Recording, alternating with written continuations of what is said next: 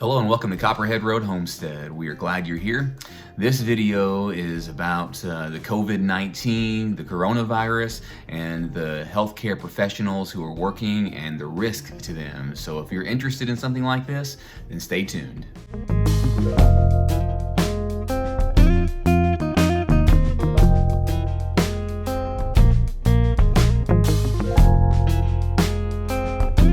There's a chance that what I'll do with this video is leave it almost completely unedited. You know, this might be almost a ranting. I know there's been a lot of videos, and we put a lot of videos out about COVID-19, and we could do one of two things. We could either make videos about COVID-19 in order to inform you about it and tell you our opinions about the coronavirus, or we could do other things to distract you. So we've kind of done a mix of both. Because that's been on our minds a great deal because of things that's going on, but we've also been looking for some distractions. However, a lot of the things that we're doing is to prepare for it and, thinking about it and making sure that we have adequate preparations and what's going to happen next. And one of the things that we've read this evening was about the danger for healthcare practitioners, nurses, and doctors. In some countries, they have been at higher risk. They have had higher infection rates. There have been more deaths in those areas. And Ruia, my wife, this lady right here sitting before you, is an ICU nurse, and she's going to be right on the front lines of it. And it kind of concerns me, and it kind of concerns her. We've actually kind of talked about, what happens if she contracts it. Because she means a lot to me, and she's told me that I mean a lot to her. So what are we going to do if we lose each other? Now that might not happen. Maybe we're worrying over things that aren't worth worrying over, but it's good to be prepared. So we talk about those things. We've read before that it prepares your brains, it builds neurons, and you count seats to the emergency exit on an airplane, not because you think it's going to fall, but because you've already pre-planned. So we pre-plan things, and it's kind of morbid occasionally. On some of the things that we plan, but we plan those things in and we discuss it, talk about what we're going to do if something happens. And sometimes even this can be an outlet to get our feelings out, and also chronicle in case something does happen, how we feel about each other, how we feel about our sacrifice, how we feel about what's going on, how we feel about our children. And so we're sharing this with you and keeping it for ourselves in a safe place on YouTube. Ruia, what do you think? How do you feel? I'm starting to really feel kind of scared. At first you kind of think, okay, everybody's like overreacting and all these things, and people are looking for a sense of control. Obviously, that's why I don't even want to talk about the ridiculous toilet paper. But I'm looking, and finally I got over the scare of do we have enough beans, and do we have this and this? And then you realize that that's a bottomless pit of you're always gonna be needing something or wanting something. And so I kind of put that aside, but then it turned to my work as, things are looking a little bit more serious. I don't know if you'll upload some of the graphs, share some of the graph, and give credit to the author or the maker of it, but it was we're on track. The way it looks, we're on track for Italy. And I was looking at some of the nurses in China this evening, and boy, if they hadn't shaved their heads, they shaved their heads, they wore Depends because they were not able to go to the restroom, so they were wearing adult diapers, shaving your heads, and you think, okay, yeah, that's in China. But then here you go and you start looking in Italy, and I saw that picture. I don't know if you've seen her, but I don't know her name, and so maybe he'll post and stuff, but she has a bruised face from the protective gear. And they weren't allowed to, once they were suited up, they weren't allowed to eat or drink for at least 6 hours. If I read that correctly. Or use the bathroom. And, if something happens, ultimately here, then we'll be under martial law, and if that is, then they can force you to do things. If we understand it correctly, you correct us if we're wrong in the comments below, let us know. But we don't know what's going to happen, but even though we're prepped here, I think that we've got adequate supplies, for a while here, and you know, you always want more. Sometimes that's the way I feel. I feel like Mr. Smith in The Matrix, whenever he's attacking Neo, and it's the one whenever there's all of these different Mr. Smiths, and he says more. You know, that's the way I feel about plants. You know, I always want more. You know, I always want more, you know, varieties, and I want more of this, and I want more because it's so exciting to have all of this stuff there. You know, and that's the way we feel sometimes about our preps as well. We want more. We want to be prepared as possible. You see, so maybe we feel okay about that, but it's still kind of scary because, you know, if what they're saying, and we'll just work under the impression that it is so, if what they're saying is so, then, you know, there's some risk out there. And Ruia and other ICU nurses and doctors and healthcare professionals, they are at greater risk, you see, and losing their liberties, and that concerns us. And God forbid she dies from this. You know, we talked about what we're going to do if we lose each other, you know. I really did, and you know, I heard you, like, of course, at first when you're thinking about, you know, your own mortality, is that right? Your own mortality, and you don't really want to think about that stuff, but you know, it's very important that you talk to your loved ones about end-of-life care and what you want. Please don't leave people, you know, I say to my work all the time, like, please don't leave people on a ventilator or suffering in that way. Please, you know, talk to your loved one and get things straight, you know. Yeah, we have, you know, wills. Both of us have wills in case we both die at the same time, or just one of us. You know, in Kentucky especially, there's rules that if, you know, a spouse, if a married couple die, one of them dies, then the other, you know, gets it automatically, you know, certain amount of cash and whatnot, and then the rest goes to, there's some certain rules for that, but, you know, it's written out for us what happens if just one of us dies, and then if both of us die, what happens to our children, and powers of attorney as well for us both. And again, you know, we're 35 years old. God forbid something happens, and it's not, you know, likely to happen, but it could happen. And not only that, but you know, the end of life care. You know, what does Ruia want me to do? Of course, you know, I've told her that, you know, I'm going to do what I want because you're going to be incapacitated. I'll do what I want, what I think's best for you. And I've told her I trust you completely to do those things, but it's still a good idea to talk about them, what you want.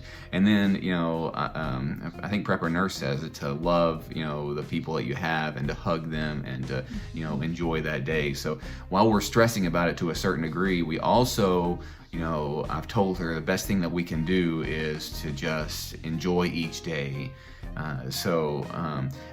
Kids are out of school, people are out of work. This is a perfect time to hug and to kiss your loved ones. Wash your hands after, you know, to hug and to kiss and to tell each other how much you love one another. And I think that's very important for us to do. And I think it's also important, and I'm practicing this, you know, Ruia said, should I quit? Should I quit my job? Because I'm at more risk. And, you know, I told her, I want this to be very clear. I do not want you to die. I do not want you to be injured. I do not want you to be hurt. But I don't think you should quit your job because this is a ministry to others. This is a service to others. I wouldn't quit my job if that were the case, and I would be devastated if something happened to you. But if it does, you know, you are serving other people. And I think that if you have nurses or doctors or healthcare practitioners, people who are putting themselves on the front line for this, and it's not only healthcare practitioners, but the reason I'm saying that is because that hits home to us, and there is a higher level of risk for them, is what we've read recently. Thank them and tell them how much you appreciate what they're doing. And I appreciate you, and I want everyone to know that. You know, I think that, you know, what these people are doing on our behalf is a wonderful thing. I would not quit. You know, it's easy to joke around, you know, like, you know, you always see the memes and the fun thing, you know, the fun jokey things about I quit, you know, work or whatever. But, you know, you just have to go and make the best of it, and I intend to do that. And hopefully that, you know, hopefully it'll just blow over because of the quarantine. Hopefully you're taking the quarantine or social distancing seriously. and not going to, you know, large gatherings and stuff like that. And so, I mean, I will admit that, you know, I have gone out again to just hit Walmart, but well, we needed to get some bandages for Benjamin, because we needed to change his dressing and stuff, and we didn't have enough of that on hand, the Coban that we needed. But you know, there's a chance that what I'll do with this video is leave it almost completely unedited, just edit it very slightly. I like to, you know, trim out certain things and do that, but you know, this might be almost a ranting, you know, just we didn't take any notes, we didn't do anything with this, we just, you know, I said, do you want to get in front of the camera and talk about these things for our benefit and for others as well? And you know, again, you might think, and I can understand if you are, because I can understand the conspiracy theories. I've been there. You know, I can even think about it to a certain degree now, that maybe all this is a conspiracy, and maybe it is overreaction, but it might not be. And I would rather overreact, you know, and be over prepared and, you know, go overboard on some of these things than underreact. Do you see? Because if we don't, then, you know, more people can die, and that overwhelms the healthcare system, and that overwhelms, you know, our families, and more people will die. You know, maybe all of this is worth it. Maybe it's not. I don't know. I think it is going to hurt some people economically. It's going to hurt us. But are lives going to be saved because of it? Let's hope so, and let's pray.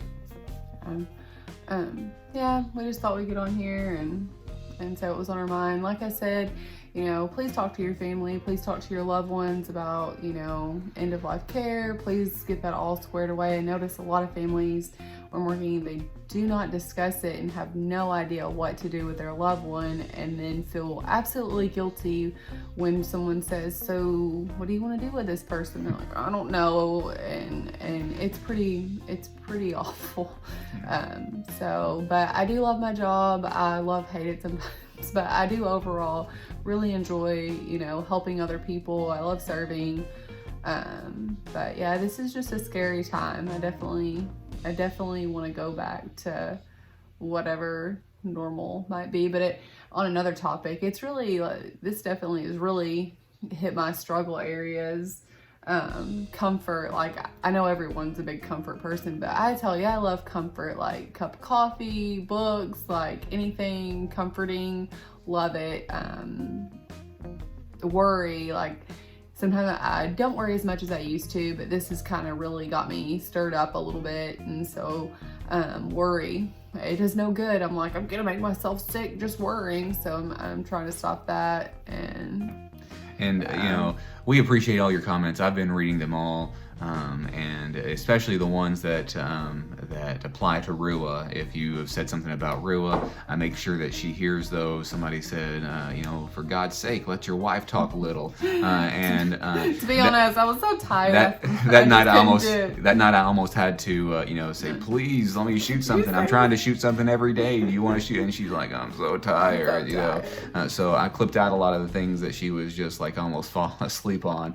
So you know, if you want to thank her in the comments, then I will read that. I'm thankful for her, and I'm thankful for other, you know, nurses and doctors and healthcare practitioners, and I'm thankful for you as well, because we're in this together. Don't mean to, you know, worry you. I don't want to keep your mind on it too much. In fact, if you know, once you get done with this, find another YouTube video that'll make you laugh if you'd like to, or you know, watch one of ours about, you know, our plants, you know, yuccas, or about red buds, or about, you know, the arbor vitae. Just, you know, if you need to get your mind off of it, but this is what's on our mind, and this is our channel, and we're letting you know what's on our mind because it's therapeutic for us. And I think that there is some misinformation out there, and you might not have read it because you just skimmed on by it because it's so much, but I saw this about nurses and doctors having a higher mortality rate because of this, and I thought, wow, you know, I shared it with Ruia, and it's scary,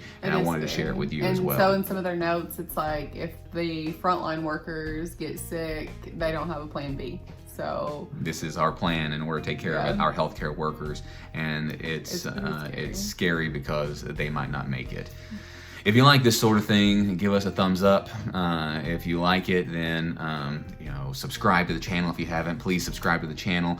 Share it on social media. Let other people know about what nurses are having to go through for this. I think that would be good to get some good information out there. There's other ways you can support us. Check the About page about that. But we appreciate you, and we're going to keep on providing content for you. Bye. One more thing, I wanted to announce the winner of the seed giveaway. So I went to a random YouTube comment picker, and I recorded the screen for you so you can see this right here. I went there, I loaded the channel, and then I just clicked random comment picker, and who wins it? Brenda Nagel. Brenda Nagel, you'll need to contact me, and my email address is in the comments or in the About section. Comment me or email me, contact me, and I will get your address, your snail mail address, and I will mail those out to you, or get those mailed out to you. There is a partnership with Baker Creek Seeds, rare seeds. So if you need to buy some seeds, they're a great place to get it, and I would encourage you to get it from there because they supported my channel, and we're going to give to Brenda Nagel this rare seeds, or this heirloom seed pack. So again, get with me and I'll get that. And again, if you like this sort of thing, thumbs up, subscribe, and come back every chance you get. Thanks.